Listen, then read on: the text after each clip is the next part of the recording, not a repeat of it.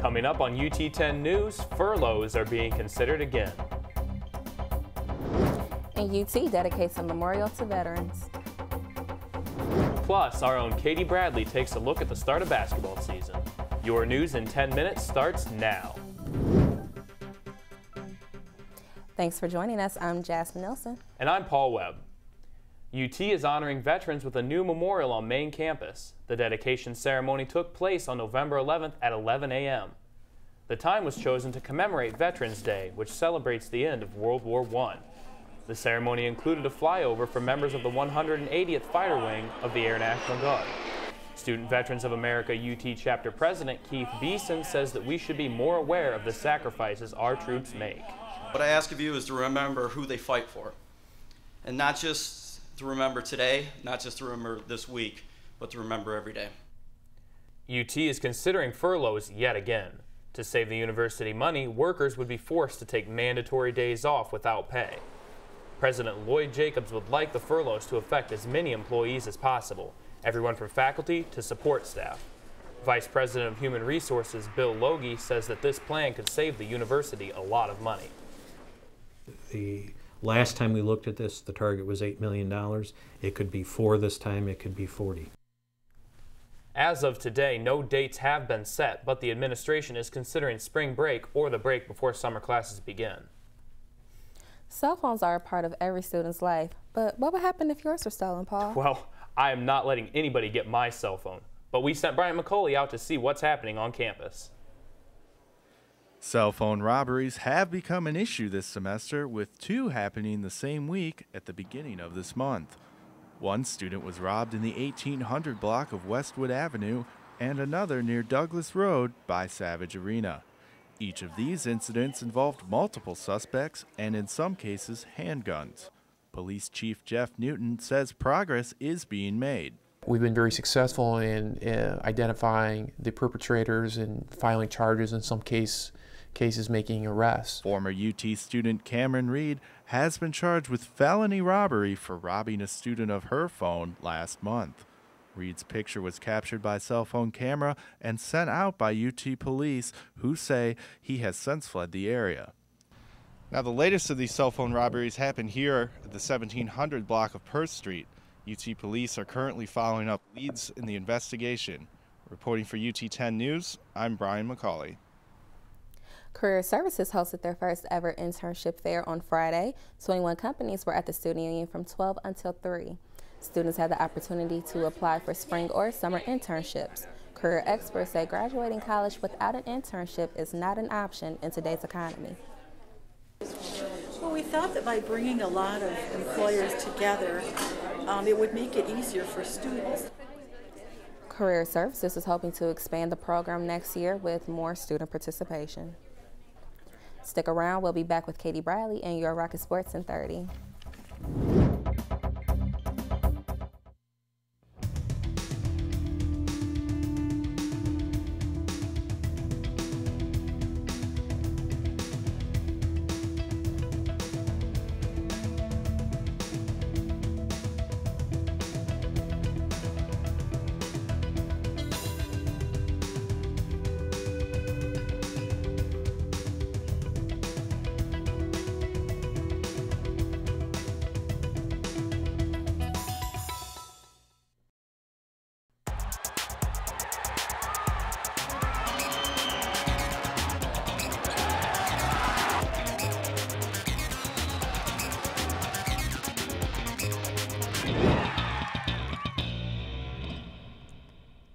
Welcome back. I'm Katie Bradley, and this is your UT10 Sports.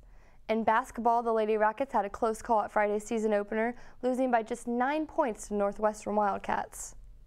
Here, junior Melissa Goodall attempts the first basket, misses, but is caught by senior Allie Clifton. Here comes another senior, Tanika Mays, with the steal, running all the way down the court, makes a layup without ever being touched. She finished with 16. She later passes to Courtney Ingersoll, who makes a three-pointer on to score 11 points total in the game. Next, lucky senior Lisa Johnson catches this rebound and scores, making it her 1 basket for the night. Sophomore Claire Aubrey also only makes 1, but not here as the ball gets stuck. She does go on to make a three-pointer for the team. And here we have junior Jessica Williams making her second three-pointer for the night, giving her a total of 6 points for the game.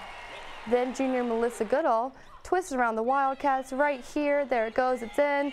And that's her first shot for the evening. You can't forget about this last shot by sophomore Nama Shafir, falling down for the Rockets, putting them 6 points behind. The Rockets did fall short of winning with a score of 64-73. Head coach Trisha Kullup says she's pleased with how the Rockets played. We scheduled tough for a reason, and that was so we would improve. We didn't schedule to where we could pad wins and feel all happy about ourselves and not be prepared for MAC play. It was also a close call in men's basketball as they fell short just 10 points on Saturday to Eastern Illinois. Freshman Jake Barnett shoots a three-pointer here just 4 minutes into the game. Next, freshman Steven Albert goes for a layup. He misses, but catches his own rebound luckily and scores. Here, Albert passes to junior Muhammad Lowe, who makes a slam dunk for the team. With just 20 seconds left in the first half, sophomore Larry Basefield scores a three-pointer. Then he passes to junior Justin Anajong, who also drains a three-pointer right here. The final score is 62-72 with just 2 Rockets in the double digits. Head coach Gene Cross says he's more upset with how the Rockets played tonight. Because here we are sitting talking about 21 turnovers and they had 11 turnovers. And anytime you turn the ball over, you don't give yourselves a good chance to win. I do have some good news for you guys, though. The Lady Rockets did play against Cleveland State on Sunday, and they won 72-62. Well, it's nice to end this weekend on a good note after the tough loss in Rocket football in Central Michigan. Yeah, that's right. Hopefully they'll do better this Friday against Eastern Michigan. We'll be back in a moment with more UT10 news.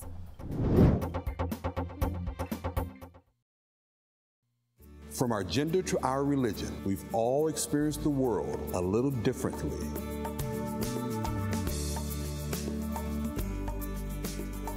At UT, we believe our patients, staff, and students should all feel respected and valued. That's why we've developed diversity training and dozens of mentor and scholarship programs to create a welcoming culture environment on our campuses. To learn more, visit utmatters.com. Well, UT10 News reporters competed last week in what we call the UT10 Olympics. Yes, reporter Ashley Carson takes us behind the scenes. We turned the camera around on 6 reporters to show the technical side of chasing a story. They were split up into 2 teams and began and finished in the UT10 studio. It was a close race that got a little rough, but in the end, only one team took the win. Even though we have a lot of fun, producer Ashley Roth reminds us that UT10 can be challenging. UT10 is an award-winning newscast, but it's a lot of work. Students are required to write, shoot, and edit their own stories every week for the newscast, which was started in 2004 by executive producer Jackie Lang. Media producer John Idemiller says his class is beneficial to students that are interested. The idea behind the TV journalism class was to give UT communication students hands-on experience in the field of journalism. Last year, UT10 News placed second in Region 4 awards for television newscast. But we continue to improve. Reporting for UT10 News, I'm Ashley Karsten.